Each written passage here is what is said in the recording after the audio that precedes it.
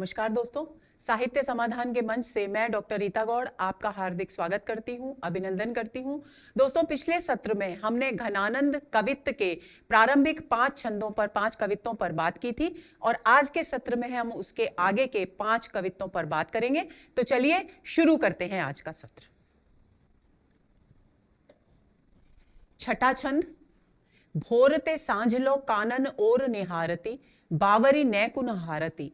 सांझते भोरलो तारने ताके बो, तारने सो एक तार न टारती। जो कहूं भावतो डीठ परे, घन आनंद आंसू ने अवसर गारती। मोहन सोहन जोहन की, लगिए रहे आंखिन के उर आरती। सबसे पहली बात कि इस पद में क्या वर्णित है? नायिका की प्रतीक्षा। किसकी प्रतीक्षा कर रही है वो? नायक के दर्शनों की प्रतीक्षा कर रही है। और उस प्रतीक्षा में कितना आवेग है ये हम इस छंद को पढ़कर जानेंगे। तो कवि लिखते हैं, भोरते सांझ लो। भोर यानी सुबह, सभी जानते हैं। सुबह से शाम तक, लो तक, सुबह से शाम तक कानन ओर निहारती, वन की ओर निहारती है। हम ये मानकर चलते हैं दोस्तों कि श्री कृष्ण की प्रतीक्षा कर रही है नायिका, क्योंकि श्री कृष्ण गाय चराने के लिए वन की ओर जाया करते थे और वहां से वे शाम को लौट कर आया करते थे। तो कानन की ओर इसलिए देखती है कि कब श्री कृष्ण आए और कब उनके दर्शन हो। एक तो ये बात है। दूसरी बात, नायिका वन के राह पर देखती है इसलिए ताकि उसे प्रियतम आए और उनके दर्शन हो। तो इस बात, दोनों बातों को ध्यान में रखकर समझेंगे। भोर से, सुबह से लेकर शाम तक नायिका कानन की ओर एकटक निहारती रहती है, देखती रहती है। बावरी यानी प्रेम में उन्मत्त हुई वह नायिका नैकु न हारती, तनिक भी, नैकु यानी थोड़ा भी थकती नहीं है, हारती नहीं है, थकान अनुभव नहीं करती। एकटक कानन की ओर जाने से आने वाले रास्ते पर देखती रहती है। सांझते, ये तो हो गया सुबह से शाम तक। फिर सांझते भोरलो तारने ताकेबो, और शाम से लेकर सुबह तक वो आसमान में तारों को ताकती रहती है कि कब सुबह हो और कब फिर से उसकी प्रतीक्षा शुरू हो। तारने ताकेबो, तारने सो एक तार न टारती, और वो एकटक उन तारों को ताकती रहती है। किससे? अपनी आंखों की पुतलियां। तारने, आंखों के जो तारे यानी आंखों की पुतलियां।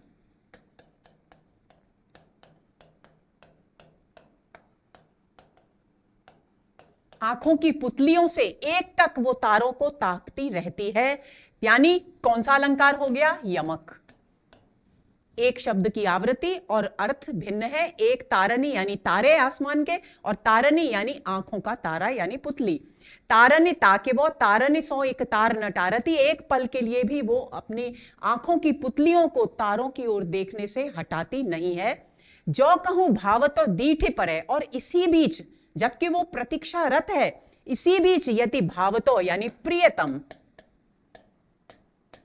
उसे दीठी परे यानी दिखाई दे जाए, घन आनंद आंसू ने अवसर गारती। बहुत ही सुंदर वर्णन है, भावपूर्ण। तो घनानंद कवि कहते हैं कि वो इतनी भाव विभल हो जाती है, इतनी भाव विभोर हो जाती है कि उसके नेत्रों से आंसुओं की अविरल अश्रुधारा बहने लगती है, धारा प्रवाहित होने लगती है। और उस अश्रु प्रवाह के कारण वो प्रियतम के सामने आने पर भी, प्रियतम का दर्शन होने पर भी उसका अवसर, उनके भरपूर दर्शन का जो अवसर है उसे गंवा देती है। गारती, गंवा देती है। क्यों गंवा देती है? क्योंकि अश्रुओं के कारण उसे दर्शन स्पष्ट रूप से प्रिय के नहीं हो पाते। मोहन सोहन जोहन की, लगिए रहे आंखिन के उर आरती। और अंतिम पंक्ति में घनानंद कवि कहते हैं कि इस प्रकार मन को मोहित करने वाले, सोहन हृदय को सुशोभित करने वाले, आनंदित करने वाले, अच्छे लगने वाले, प्रिय लगने वाले, उनकी प्रतीक्षा कि लगिए रहे आंखिन के उर आरती। उस नायिका के नेत्रों के हृदय में, किसके हृदय में? नायिका के हृदय में नहीं, नायिका के नेत्रों के हृदय में निरंतर आरती यानी इच्छा, प्रबल इच्छा बनी रहती है। कसक, जिसमें कैसी इच्छा? जिसमें कसक शामिल हो, ऐसी इच्छा निरंतर बनी रहती है। अब यहां एक और बात ध्यान में रखनी है, मोहन शब्द कहीं पर तो इसका अर्थ हो गया है श्री कृष्ण, मन को अच्छे लगने वाले, मोहन की प्रतीक्षा यानी श्री कृष्ण की प्रतीक्षा, और कहीं इसका अर्थ किया गया है मन को लुभावने लगने वाले, मन को प्रिय लगने वाले नायक की प्रतीक्षा, प्रियतम की प्रतीक्षा। तो दोनों बातों को आप ध्यान में रखेंगे। अब बात आती है अलंकारों की। भोरते सबसे पहली बात आपको ध्यान रखनी है कि नायिका की व्याकुलता भरी प्रतीक्षा का चित्रण यहां पर किया गया है। सांझते भोरलो तारनि ताके वो, यहां वृत्यानुप्रास भी है यमक के साथ साथ। जो कहूं भाव तो घना, आसुन औरत छेकानुप्रास है।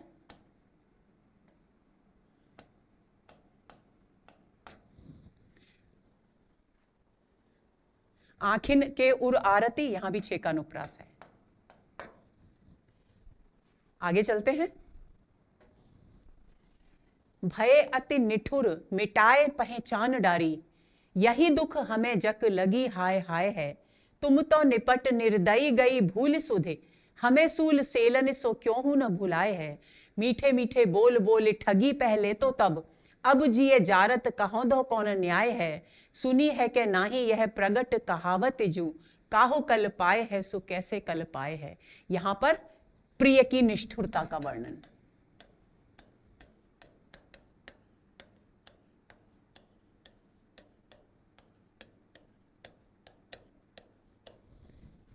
धनानंद कवि कह रहे हैं कि भय अति निठुर, हे प्रियतम आप इतने निष्ठुर हो गए और निष्ठुरता की चरम सीमा आपने पार कर दी। मिटाए पहचान डारी, कि हमारे आपसी जो पहचान, जान पहचान के सूत्र थे वो सब आपने मिटा दिए, यानी पूरे पहचान के जो चिन्ह थे वो सारे मिटा डाले। केवल निष्ठुरता ही प्रदर्शित नहीं की बल्कि पहचान के पूरे चिन्ह भी मिटा डाले। यही यानी पूरी तरह से अब संबंध विच्छेद कर लिया। याही दुख हमें जग लागी हाय हाय है। और ये दुख कि आपने निष्ठुरता तो दिखाई, उसके साथ सारी पहचान के चिन्ह भी हमारे जान पहचान के मिटा दिए। ये दुख हमें दिन रात खाए जाता है और हमें हाय हाय की रट लगी हुई है। जग यानी रट लगी हुई है, यानी सारे समय मैं व्यथित होती रहती हूं, पीड़ित होती रहती हूं। तुम तो निपट निर्दयी गई भूल सुधे, कि तुम तो बहुत पूरी तरह से निर्दयी हो, निष्ठुर हो, क्योंकि तुमने तो मेरी सारी प्रेम की हमारी जो बातें थी, जो हमारे एक साथ बिताए हुए प्रेम के क्षण थे, उन सब की सुधि यानी स्मृति को भुला दिया है। हमें सूल सेलन सो क्यों हूं न भुलाए है। और एक हम है कि हमको आपके द्वार निष्ठुरता की और पहचान मिटा देने के कारण जो पीड़ा मिली है वो शूल की तरह निरंतर चुभती रहती है, और ये पीड़ा हमें आपको क्षण भर के लिए भी भूलने नहीं देती। यानी आपने तो सारी स्मृतियों के चिन्ह भुला दिए, लेकिन हमें ये जो पीड़ा आपकी निष्ठुरता के कारण मिली है, वो निष्ठुरता से भरी हुई पीड़ा हमें क्षण भर के लिए भी आपसे को भूलने नहीं देती है। मीठे मीठे बोल बोले ठगी पहले तो तब के, हे प्रियतम आपने पहले तो बहुत मीठी मीठी बोल बोले, अच्छी मीठी प्रेम से भरी बातें की और मेरे हृदय को ठग लिया। किसको ठग लिया? हृदय को ठग लिया, यानी मुझे प्रेम में अपना बना लिया, छल पूर्वक अपना बना लिया। अब जिए जारत कहां दो कौन न्याय है। और अब जबकि मेरा हृदय पूरी तरह से आपका हो चुका है, अब मेरे हृदय को दर्शन न देकर अपनी निष्ठुरता के रवैये के कारण मेरे हृदय को निरंतर जला रहे हो। जारत जिए जारत यानी जला रहे हो मेरे हृदय को। कहो दो कौन न्याय है, तुम ही बताओ ये कहां का न्याय है। क्या ये इंसाफ है? बिल्कुल व्यंजित है कि ये इंसाफ की बात नहीं है, क्योंकि पहले तो मीठे मीठे बातें की, प्रेम की बातें की, और उसके बाद निष्ठुरता का रवैया अपनाकर मेरे हृदय को जला रहे हो। यह न्याय संगत बात नहीं है। सुनी है कि नाही यह प्रगट कहावत जू, कि हे जी जू सम्मान से संबोधन, कि हे प्रियतम क्या आपने ये कहावत लोक प्रचलित, प्रगट कहावत यानी लोक में बहुत अधिक प्रचलित है ये कहावत, ये सुनी है या नहीं सुनी है? कौन सी? काहू कल पाए है सो कैसे कल पाए है, कि जो किसी को कल पाए है यानी तड़ पाएगा, जो किसी को तड़पाएगा वो कैसे स्वयं कल यानी शांति यानी चैन स्वयं कैसे चैन पाए है यानी प्राप्त करेगा। कौन सा अलंकार हो गया? कल्पाय है और कल्पाय है, सभंग पद यमक।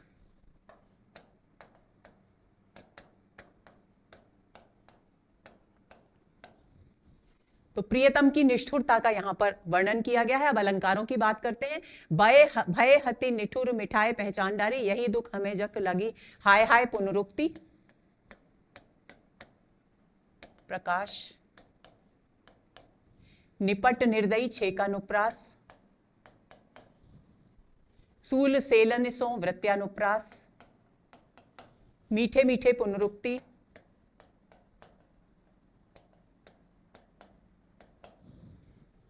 छेका जिये जारत छेकानुप्रास, और यहां सभंग पद यमक हो ही गया है। तो चलिए अगले छंद पर चलते हैं। हीन भये जलमीन अधीन, कहा कछु मो अकुलान समाने, नीर सनेही को लाए अलंक, निराश हुए कायर त्यागत प्राणे, प्रीति की रीति सुख्यों समुझे, जड़ मीत के पाने परे को प्रमाने, या मन की जो दशा घन आनंद, जीव की जीवन जान ही जाने। देखिए ये जो छंद है, ये जो पंक्तियां हैं, पद हैं, इसका मूल भाव है कि घनानंद अपने प्रेम की श्रेष्ठता प्रतिपादित कर रहे हैं। अब रीतिकाल की एक खास विशेषता थी कि जब भी कभी प्रेम की उत्कृष्टता का चित्रण करना होता था कवियों को, तो वे या तो मछली और जल के प्रेम का उदाहरण देते थे या दीपक और पतंगे के प्रेम का उदाहरण देते थे। घनानंद इन दोनों ही उदाहरणों को ठुकराते हैं, झुठलाते हैं। और कैसे? वो कहते हैं कि पतंगा भी आग में दीपक की लौ के में प्रेमवश उसमें जाता है और अपने प्राण त्याग देता है, जलकर मर जाता है, और मछली भी पानी से अलग होते ही मर जाती है। तो ये प्रेम में मरते हैं, जबकि प्रेम में मरा नहीं जाता। प्रेम में कष्ट को सहते हुए, वियोग की पीड़ा को सहते हुए जिया जाता है। और क्योंकि मैं जी रहा हूं अपने प्रियतम के वियोग में, तो मेरा प्रेम निश्चित रूप से मछली के प्रेम से श्रेष्ठ है, उत्कृष्ट है। तो इस बात को ध्यान में रखकर इन पंक्तियों को समझेंगे। हीन भये जल मीन, जल और मीन का जो प्रेम है, यानी जल, मीन मतलब मछली, मछली का प्रेम है, वो मेरे प्रेम के सामने हीन हो गया है, निम्न कोटि का हो गया है। और कहा कछु मो अकुलाने समाने, और मछली की वो जो व्याकुलता है, प्रेम में तड़प है, वो मेरी व्याकुलता के सामने कुछ भी नहीं है, कोई हैसियत नहीं रखती, कोई महत्व नहीं रखती। नीर सनेही को लाए, क्यों नहीं रखती? क्योंकि वो जल से, अपने प्रियतम जल से प्रेम करती है, और उससे अलग होते ही है, लाए लगाकर, प्रेम कर यानी मन लगाकर करती है प्रेम, और उसके बाद जैसे ही वो उससे अलग होती है, निराश होकर कायरता पूर्वक अपने प्राण त्याग देती है, और इस प्रकार अपने प्रिय को कलंकित, प्रिय के प्रेम को कलंकित करती है, प्रिय को कलंकित करती है। लेकिन मैं क्या करता हूं? व्यंजित है कि मैं प्रेम की पीड़ा को सहता हुआ भी अब मेरे प्रिय को कहीं कलंक न लगे, मेरे प्रेम को कहीं कलंक न लगे, इसलिए मैं प्राणों का त्याग नहीं करता। यही कारण है कि मछली और जल के प्रेम से मेरा प्रेम श्रेष्ठ है, उत्कृष्ट है। प्रीति की रीति सुख्यों समुझे, जड़ मीत के पाने परे को प्रमाणे। अब आगे वे कहते हैं कि भला वो जड़ कौन है? जल। वो जो जड़ है, जल, वो भला प्रीति की रीति को कैसे समझेगा? जिस जड़ के हाथों में कौन पड़ गई है? मछली। प्रेमवश उस जड़ जल के हाथों में पड़ गई है, जबकि वो जड़ जल प्रीति की रीति को, प्रेम की रीति को कैसे समझेगा? यही कारण है कि वो अपने प्रियतम से अलग होते ही अपने प्राणों का त्याग कर देती है, जबकि मेरा जो प्रियतम है वो चैतन्य है और वो मेरे प्रेम को समझता है। या मन की जो दशा घन आनंद, जीव की जीवन जान ही जाने। और घनानंद कवि कहते हैं कि मेरे मन की जो स्थिति है उसको जीव की जीवनी, यानी मेरे जीव को, मेरे प्राणों को जीवन देने वाली,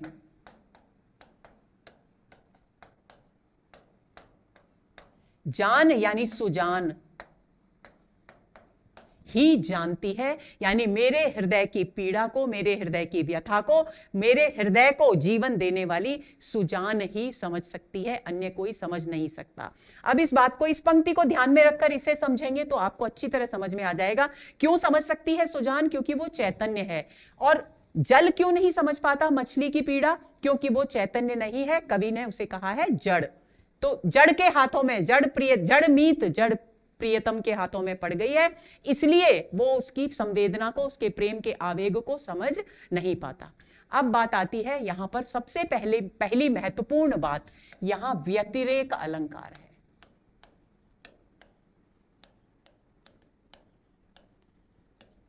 पूरे पंक्तियों में व्यतिरेक अलंकार है। क्यों? क्योंकि यहां पर मछली का प्रेम, जो कि मछली का जल के प्रति जो प्रेम है, उसे शास्त्रों से परंपरागत रूप में श्रेष्ठ माना गया है, प्रेम का प्रतिमान माना गया है, और यहां पर उसकी हीनता प्रमाणित करते हुए घनानंद ने अपने प्रेम की उत्कृष्टता स्पष्ट की है, इसलिए यहां व्यतिरेक अलंकार है।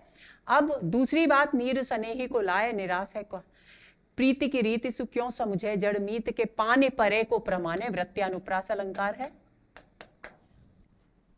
जीव की जीवन जान ही जाने, यहां पर भी वृत्यानुप्रास है। यह हुआ हमारा 8वां छंद। आगे चलते हैं। मीत सुजान अनीत करो जिन, हाहा न हूजिए मोहि अमोही, डीठ को और कहूं नहीं ठौर, फिरी द्रग रावरे रूप की दोही, एक बिसास की टेक गहे लगे, आस रहे बस प्राण बटोही, हो घन आनंद जीवन मूल दई, कित प्यासन मारत मोरी।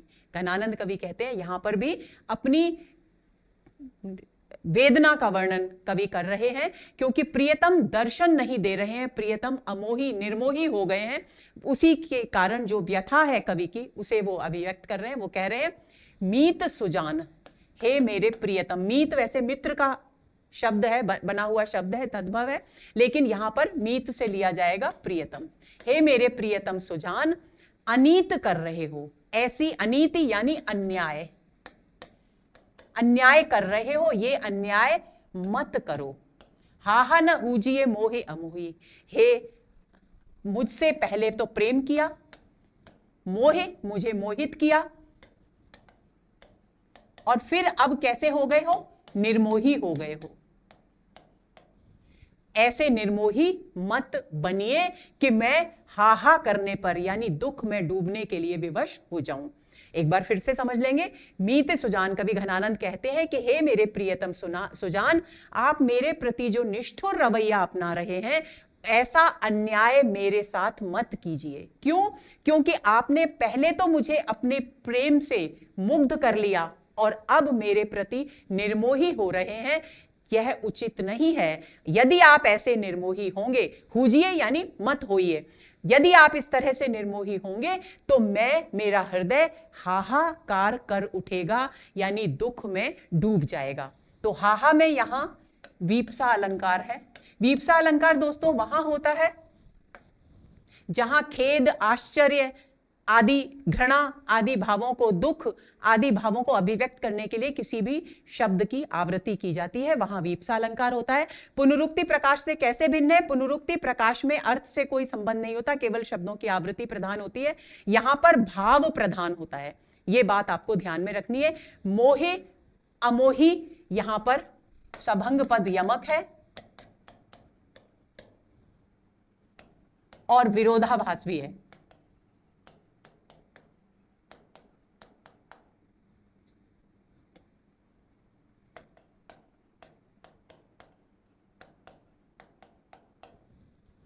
डीठ को और कहूं नहीं ठौर। अब आगे घनानंद कवि कहते हैं कि हे प्रियतम, यदि आप इस तरह का अन्याय करेंगे, मेरे प्रति इतने निर्मोही होंगे, व्यंजित है कि मुझे दर्शन नहीं देंगे, तो मेरी दृष्टि, मेरे जो नेत्र हैं आपके दर्शनों के अभाव में बहुत ही अधिक पीड़ित हो जाएंगे। क्यों? क्योंकि मेरी दृष्टि के लिए कोई और ठौर यानी स्थान है ही नहीं। इसका मतलब क्या हुआ? इसका व्यंजित अर्थ हुआ कि मेरी दृष्टि कुछ और, आपके अतिरिक्त कुछ और देखना ही नहीं चाहती, और आप भी दर्शन नहीं देंगे तो मेरी दृष्टि के लिए तो देखने के लिए इस संसार में कुछ है ही नहीं। फिरी द्रग रावरे रूप की द्रोही, क्योंकि मेरी दृष्टि बार बार फिरकर आपके रूप की ही दुहाई देती है, यानी आपको ही देखना चाहती है। एक बिसास की टेक गहे, लगे आस रहे बस प्राण बटोही। और मेरी पीड़ा इतनी अधिक बढ़ गई है कि मेरे जो प्राण हैं वो अब आने जाने की स्थिति में है कि कभी भी वे निकल सकते हैं। बटोही क्यों कहा गया है? बटोही का अर्थ होता है राहगीर। तो राहगीर कभी भी एक स्थान पर टिककर नहीं रहता, वो एक स्थान से दूसरे स्थान पर जाता है। ऐसे ही जो मेरे प्राण हैं वो राहगीर हैं, यानी आने जाने की स्थिति में है, जाने के लिए तैयार हैं, लेकिन वे सिर्फ मेरे प्राण रूपी जो बटोही है, रूपक अलंकार हो गया है, प्राण रूपी बटोही है, वो सिर्फ मेरे शरीर में इस आशा में बसे हुए हैं। कौन सी टेक, कौन सा विश्वास है उनका? कि कभी तो आप मुझे दर्शन देंगे। आपके दर्शनों के इस विश्वास में, आपके दर्शनों की लगन की आशा में वे प्राण रूपी बटोही, प्राण रूपी राहगीर मेरे शरीर में विद्यमान हैं। अन्यथा वे कब के छोड़ने के लिए तत्पर हैं, क्योंकि मेरी विरह वेदना इतनी अधिक बढ़ गई है कि मेरे लिए जीवन जीना अब मुश्किल हो गया है। हो घन आनंद जीवन मूल, दई कित प्यासन मारत मोही। अब यहां पर कवि कहते हैं कि हे घनानंद। देखिए, घनानंद के भी यहां दो अर्थ है, यमक अलंकार है। एक तो घनानंद स्वयं कवि घनानंद, और दूसरी बात आनंद के भंडार, आनंद के बादल घनानंद। तो हे प्रियतम, आप मेरे लिए आनंद के भंडार हैं, जीवन मूल, मेरे प्राणों के आधार हैं, आपके बिना मेरा जीवन बिल्कुल संभव नहीं है। दई, तो फिर ऐसी स्थिति में हे देव, मुझे अपने दर्शनों के बिना प्यासा क्यों मार रहे हैं? व्यंजित है कि मुझे जल्दी से जल्दी दर्शन प्रदान कीजिए। मूल भाव क्या है? प्रिय के दर्शनों की अभिलाषा, दर्शनों की व्याकुलता,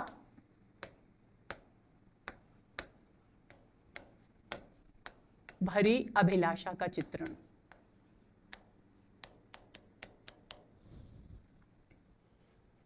ये हो गया ये। अब अगले पद पर चलते हैं। पहले घन आनंद सींच सुजान, कहीं बतियां अति प्यार पगी। अब लाए वियोग की लाए बलाए, बढ़ाए बिसा से दगाने दगी। अखियां दुखियां ने कुबाने परी, न कहूं लगे कौन घरी सुलगी। मति दौरे थकी न हले ठिकठौर, अमोही के मोह मिठास ठगी। यहां पर भी कवि क्या वर्णन कर रहे हैं कि पहले तो प्रियतम ने प्रेम भरी बातें की और अब वे निष्ठुर हो गए हैं। तो कवि कह रहे हैं पहले घन आनंद, यानी आनंद के भंडार। कौन? सुजान। सुजान ने पहले तो मेरे हृदय को मीठी मीठी प्यार में डूबी हुई, प्यार पगी, प्यार में डूबी,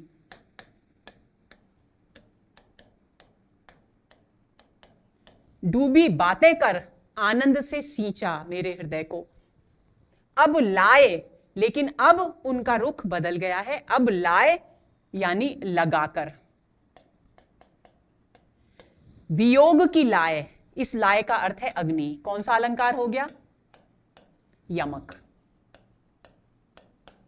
अब वियोग की आग लगाकर, क्योंकि दर्शन नहीं दे रहे हैं, निष्ठुर हो गए हैं, वियोग की आग लगाकर बलाए बढ़ाए। बलाए यानी अत्यधिक, बहुत अधिक। उस वियोग की आग को पहले तो लगाया, फिर उसे बहुत अधिक बढ़ाया, और इस प्रकार प्रेम में जो विश्वास, जिस विश्वास पर प्रेम टिका हुआ था, उस विश्वास को छला, उसको धोखा दिया।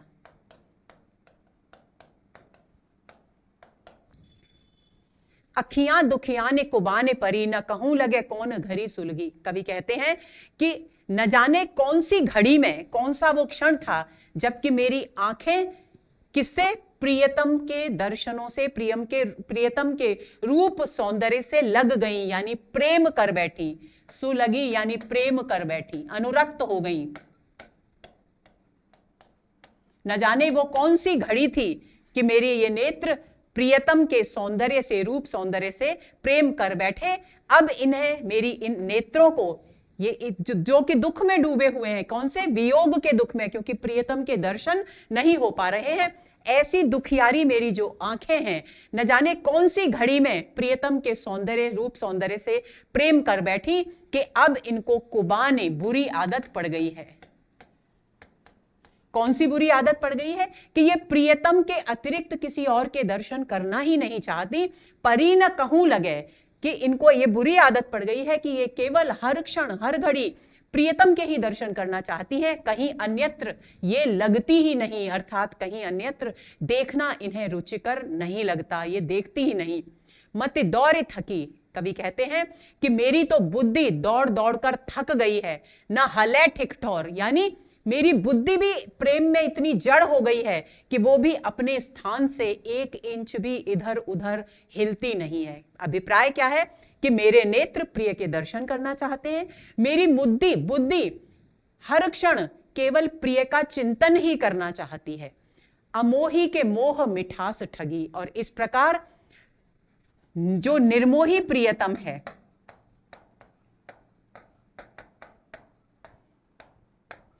इस प्रकार निर्मोही प्रियतम के मोह की मधुरता में मेरे नेत्र और मेरी बुद्धि ठकी गई है, क्योंकि न तो मेरे नेत्रों को प्रियतम के अतिरिक्त कुछ और देखना अच्छा लगता है और ना मेरी बुद्धि को प्रिय के अतिरिक्त किसी और का चिंतन करना अच्छा लगता है। तो अब इस पर अलंकारों की बात करते हैं। सींच सुजान कही बतियां अति प्यार पगी, सींच सुजान में 6 का अनुप्रास है, प्यार पगी में भी 6 का है। अब बुलाए वियोग की यहां मैंने बता ही दिया, यमक अलंकार है। बलाए बढ़ाए, बलाए बढ़ाए बिसासे, यहां भी यहां वृत्या है, व वर्ण की आवृत्ति हो रही है। दगाने दगी में 6 का है।